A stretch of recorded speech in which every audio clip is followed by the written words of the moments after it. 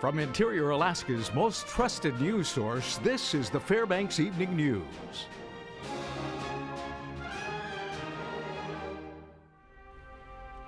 Good evening. Thank you for joining us. Fairbanks City Mayor John Eberhardt and Chief of Police Randall Aragon addressed how the city will move forward earlier today after the release of the Fairbanks 4 last week. That's right. Reporter Mike Fussell was there, and he has the story. Press conference started with an apology. Mayor John Eberhardt says statements made by Police Chief Randall Aragon on whether the investigation of John Hartman's murder was still open were made under pressure with little information. They will not prosecute Holmes or Wallace or, any of their associates. However, our discussion with the Department of Law also made clear that if we wish to further investigate, that's up to us. Eberhardt says city officials were left out of the loop on the condition of a settlement for the Fairbanks 4 until it was being finalized. A stipulation in the agreement states investigators can now pursue other suspects. Aragon says more information has come to light outside of what was presented in the courtroom. That since he took over as police chief a little more than a year ago. There's some information that's surfaced, and because of that, I have a duty to make sure that we follow up on that.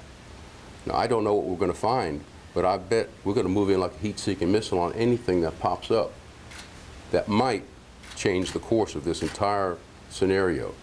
The mayor laid out a plan to increase investigative efforts in the Mahogany Davis murder case, saying it could help find leads as to who killed John Hartman. And as part of the Mahogany Davis murder investigation, I've asked Chief Aragon to speak with William Holmes about Mahogany's murder and also the Hartman murder. William Holmes had a child with Mahogany Davis. And, you hear little bits and pieces of information, and the names Holmes and Wallace come up. The mayor says the city will move forward with an independent review of the police department and strengthen diversity policies as another measure to fortify the city's relationship with the Native community. Eberhardt added monetary relief for the Fairbanks 4 may have been ruled out in the settlement, but he says he still sees it as a possibility. If some request for compensation came to the city, even though one could argue, well, the settlement agreement released all claims, this and that, that's a matter, I would take to the City Council for their consideration. Reporting from Fairbanks City Hall, I'm Mike Fussell. A man is dead following a single snow machine accident inside the Alaska Railroad corridor southeast of Fairbanks. Fairbanks police were dispatched just after 9 o'clock this morning, responding to the report of a single snow machine accident on the Alaska Railroad tracks between the 3-mile Richardson Highway crossing and the Badger Road crossing. Alaska Railroad spokesman Tim Sullivan says a man was riding at an unknown rate of speed on the railroad track when a piece of his machine got caught in the track, causing the wreck. The unidentified man was ejected from the machine. He was pronounced dead at the scene. Next of kin has been notified, but the name of the deceased was not available as of press time. Sullivan says the exact cause of death remains under investigation. We're not sure of the cause of death. He's with his body's been sent to the medical examiner's office up there in Fairbanks. Fairbanks PD has notified the next of kin. I know the medical examiner's office has actually authorized release of the body to the family's choice of chapel, and that will continue working with the medical examiner to determine the cause of death. And everything that we've gathered up at this point, we've given over to them. An 84-year-old Fairbanks woman died early Tuesday night when she was struck by a car as she walked along the Steese. Alaska State Troopers say Layla Peterman was walking north of Fox when she was struck by a car driven by 25-year-old Tyrell Christensen of Fairbanks. Troopers took a call on the accident just before 5:30 p.m. Fox is a former mining camp 11 miles north of Fairbanks. We reported yesterday that Alaska State Troopers were searching for a woman who had been reported missing on December 19th. Investigators received word that 41-year-old Bambi Cavanis of North Pole was last seen on the 13th. Now this morning, State Trooper spokesperson Megan Peters sent an email saying that Bambi Cavanis was located safe and the missing persons case has been cleared. All right, when we come back, the city of North Pole joined the social media movement today when they went online with their own Facebook page. Interesting. Also, even though this is the happiest time of the year, many still have problems with depression. We'll explain on that a little bit more. Those stories and more when we return. Stay with us. Welcome back. A second suspect has been arrested in the shooting deaths of two men Monday in West Anchorage. Police say 26-year-old Linda Chattel was arrested Tuesday night. Spokeswoman Anita Schell says investigators are not ready to give details on her participation. Now, she is charged with second-degree murder, manslaughter, and drug misconduct and scheduled for arraignment Wednesday. Police say 22-year-old Jeremiah Teluga and 33-year-old Robin Porter died of gunshot wounds during a drug transaction. Investigators say Teluga arranged to buy drugs from Porter and his wife, Megan Pugh, and entered their vehicle. A fight began and all three fired shots. Now, Teluga was found dead along railroad tracks near Tudor Road west of Spenard Builder Supply. Porter died at a hospital. Pugh also is charged with second-degree murder, manslaughter, and drug misconduct. The city that celebrates Christmas year-round is now on the book. Facebook, that is. The North Pole City Council on December 7th approved a social media policy setting guidelines for staff to follow when posting on the city's social media pages. The city launched a Facebook and Twitter page. Now, as of this afternoon, CNP's Facebook page has 281 likes, with 12 followers on Twitter. Councilwoman Elizabeth Holm voted against forming the guidelines. She expressed concern that city administrative staff had previously acted improperly on social media and could do so on the city's official social media pages. She was the lone council member to vote against the resolution creating the social media guidelines. City Mayor Bryce Ward says the guidelines are designed to prevent the potential abuses Councilwoman Holm had described. I think this is a good idea. Anything that we can do to encourage the public to be more engaged and more involved with the city and the functions that go on in the city, I think is a good thing. So part of the process of establishing a policy for social media is to make sure that we're doing it properly and to make sure that it is not abused. And I think that this does do a good job of establishing those processes to make sure that those medias are being used in an efficient manner. As of December 18th, the Higher Calling Club at 301 First Avenue in Fairbanks is temporarily off limits to all United States Army Alaska soldiers. This establishment joins a list of other local businesses that have been previously outlined by the USARAC Commanding General as off limits due to their association with synthetic cannabinoid compounds, marijuana, and/or paraphernalia. Service members are on notice that failure to observe this order may result in disciplinary action. The release from the Army says state laws do not change the fact that using marijuana continues to be a federal offense. Bringing it onto any military installation is prohibited. A co-owner of the club said the announcement was expected. I fully expected that, right now it's, against the rules for any of the active military to consume cannabis. So we hadn't ever thought that we would have any active service members in just for that reason. So I don't know that it'll affect us all that much. For most people, this is the happiest time of the year, but for someone with seasonal affective disorder or SAD, this time of year can be the hardest. SAD, also known as the Christmas blues, is a mood disorder that can affect people who have normal mental health throughout the year. Some signs of the Christmas blues can be low energy, difficulty concentrating, and withdrawal from family and friends. To prevent feeling low this time of year, therapists suggest these holiday tips. Make a plan and know what you're going to do on festive days so you're not alone. Change your perspective about what you want the holiday to be, and lose the mindset expecting Christmas to be perfect. Watch what you drink. Alcohol is a depressive and can make people feel worse. Well, I can say about Christmas that Christmas is its own unique challenge, because if you are without family, you're without friends. Christmas is all about family. It's all about celebration. Christmas presents, Christmas carols. And so if you don't have any way to have contact, direct contact with friends, one of the things you can do is go volunteer. It is amazing what doing something for other people does to lift our energy and lift our mood.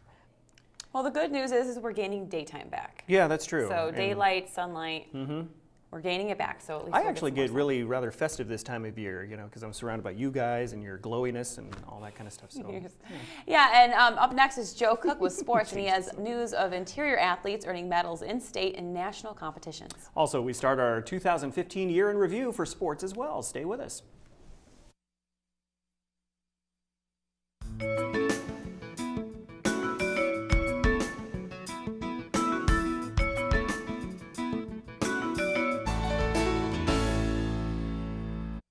Welcome back Interior Alaska. Joe Cook here with your local Wednesday Sportscast. Recently down in Anchorage at the Besh Cup, a number of skiers with interior ties earned some top 10 finishes. APU's Reese Hahnemann of Fairbanks and Kayla Ratzlaff each won the 1.4K sprint race. Hahnemann's time was 3 minutes, 0.27 seconds. He was also fifth in the 15K. Ratzlaff took the women's sprint title in 4:17. Logan Hahnemann, Reese's brother, was third overall in the sprints as well. David Norris, also of APU and the Fairbanks native, was second in the 15K race with the time of 32 minutes, 52 seconds. UAF's Sarissa Lammers was fifth in the sprint and distance races. And West Valley's Ty Donaldson earned second in the 5K race, while Jenna DeFalco placed seventh in the sprint race and eighth in the 10K race.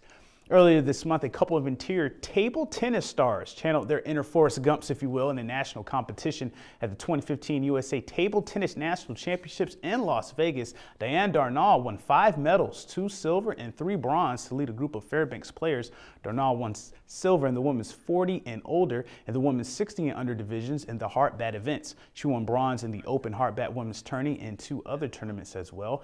Andrea Gelvin won 2 bronze medals for 2 hard bat doubles events. Dave DeMay and Jane Paris also earned bronze medals as well.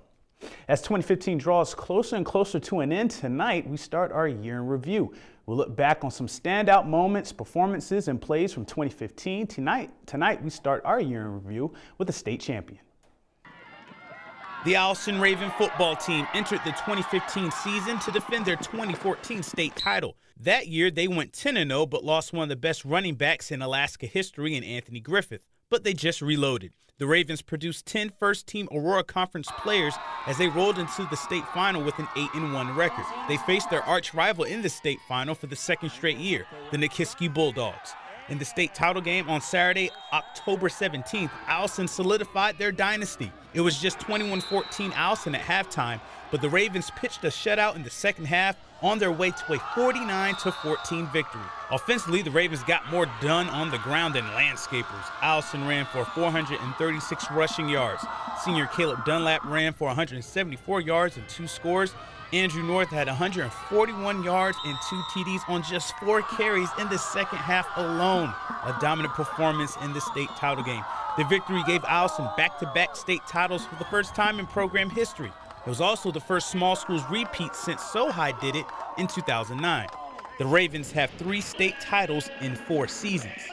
Allison came on our Sportscast to talk about their 9-1 championship season. It still hasn't really sunk in. I don't think there's enough vocabulary to express what it feels like. It's pretty amazing, but it's really awesome to see these guys achieve their goal. We got a lot of talent in our backfield, and we definitely focus really hard at practice to make sure we're getting our plays right and knowing where we have to go, and that really helps when you got an offense that pretty much lives off of fakes. So it's really deceiving for a defense, and I think it makes it a little bit easier for our offense, and as aggressive as our play calling is, I don't know, it just makes it all the more better. The champions were led by 2 All-State Players of the Year in Caleb Dunlap, the Offensive Player of the Year, and Austin Edson, the Co-Lineman of the Year. Head coach David Devon was named Coach of the Year, and his defensive coordinator Don Fry was Assistant Coach of the Year. In 2016, they'll try to make history again and become the first school since the 2005 Kenai Cardinals to three-peat as small school state champions. Now we end the Sportscast with this week's Pro Football Challenge winner. The Week 15 winner is Wally. Congratulations, Wally. You won a large 1-topping pizza from Pizza Hut. Wally made 14 out of 16 picks correct to win this week. There are 2 weeks left, and the Pro Football Challenge standings are still tight. Scott leads the field by 1 point with 145 points. Arctic Fireman is right behind him with 144. 3 users are tied for third with 142 points. Another 3 are tied in fourth place with 141. And 4 more are tied in 5th place with 140. Super tight. The Honda generator, courtesy of Outpost Alaska, is the grand prize. There are 2 weeks left in the NFL regular season. Get in your picks for Week 16. Thursday night's football game will be San Diego at Oakland. And that's it for sports tonight. Thanks for watching. Mike Schultz is next with your full weather forecast, and we'll catch you next time. Hello everyone, welcome back into our Wednesday night newscast. Mike Schultz once again talking about the weather all day long. A little bit of light snow here and there, but the good news is the cloud cover kept the cold air from moving in so far. It's expected to decrease overnight, and tomorrow clear skies should allow more colder temperatures to move in, but only for one day. That's the good news. More about that later on. Here's our photograph tonight. This one really is a gorgeous shot sent in by Wayne Jex, getting the reflection of the Chena River and the trees in the background there with the winter foreground. And very nice shot there. And as always, if you have a photograph to share, send it to photos@ktvf11.com. And we have 3 places left that have the Fab Photos as Personnel Plus, Ice Fog Vapors, and also, I'm forgetting the third one, but I'll remember it and I'll send it along to you. Anyway, there's one more that has them left, but that's it. They're all going to be gone pretty soon. So be sure and check them out, and if you get a chance to. Here's what's going on as far as our numbers are concerned. 1 degree the high today, the low last night 5 degrees below zero, the record high 44 in 1985, 56 below in 1961. Sunrise and sunset 3 hours and 43 minutes. That's a gain of 24 seconds from yesterday. Nice to pass that along. And what's going on as far as our satellite and radar, you can see the cloud structure moving slowly to the east. Behind it, skies clearing out, and that's where the coldest air is at. And as it moves out slowly to the east, that will allow the cold air to move in. But this next system moving in from the southwest might catch up with it possibly in time to give us maybe a little chance of seeing not quite so cold temperatures tomorrow night for Christmas Eve. What's going on across the rest of the state? Well, it's just maybe clear to partly cloudy skies over the southeast. Juneau at 32 degrees, Ketchikan 27. Anchorage, a chilly 7 degrees today. That's pretty cool for them. Kodiak at 33, cloudy skies. Also some showers on the Aleutian Chain around Cold Bay at 35. Now you jump over the Aleutian Chain, you get back into the cold air again. 6 degrees at Bethel, 13 degrees below at Nome, and 18 degrees below at Barrow, with Fort Yukon 8 degrees below zero. Okay, let's head on down to the lower 48 and talk about a lot of activity going on today. First of all, the eastern side of the country is getting hammered. Today there were tornadoes in parts of Mississippi, all the way up into the Tennessee Valley, all because of this storm system here. Strong frontal boundary here moving across. At the same time, it's helping to bring some cold precipitation, probably in the form of sleet or snow, to many areas of the Minnesota area, right on into Wisconsin. Out to the west, it is cold. You can see the spotty clouds moving across the Pacific Ocean here. That's some cold air moving across the warmer waters. And Seattle getting hammered, also around Portland, Oregon, getting quite a bit of rainfall there too. And again, looking at the activity across the central plains too. Now, as far as what's happening, record-breaking warmth is expected this weekend. As you can see, temperatures are once again rising 25 to 35 degrees in the dark orange areas. The yellow orange is still 15 to 25 degrees above normal. And that's going to continue right on through the weekend, setting all types of records, as you can well imagine. But next week, boy, it's going to be really, really rough because the jet stream is going to take a big drop down to the south.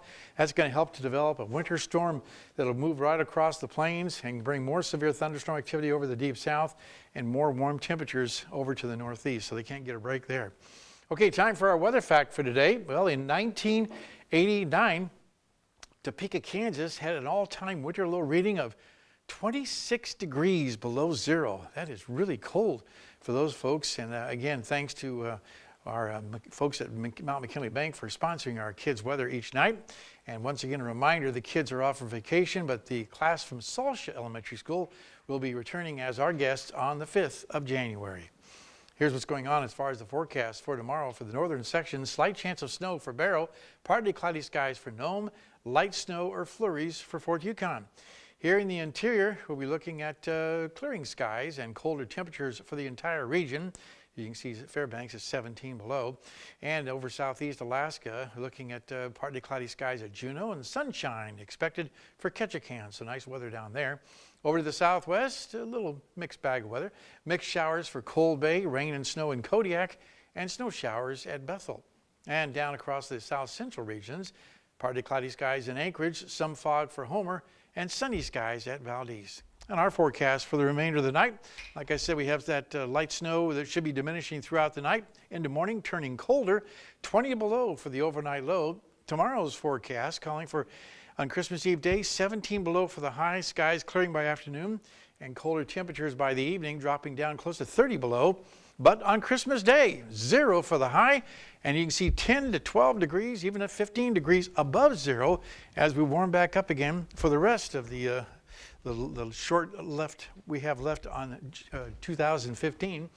Overnight lows will also be warming up to 0 to 5 above. So all in all, not too bad. At least it's going to be 40 below. I think Santa heard my wish that I wanted to go skiing this weekend. Yay! Possibly. Thank you, Mike. That will wrap up this edition of the Fairbanks Evening News. We are glad you could join us. Well, tonight on NBC Nightly News, a crucial battle is underway in the Iraqi city of Ramadi, which was held by ISIS, but now looks like it might fall. That's up next with Lester Holt. And don't forget, for more news updates, tune in tomorrow morning with J.R. Lewis during the Today Show. All right, from all of us here at the News Center, stay warm and have a great night. Good night.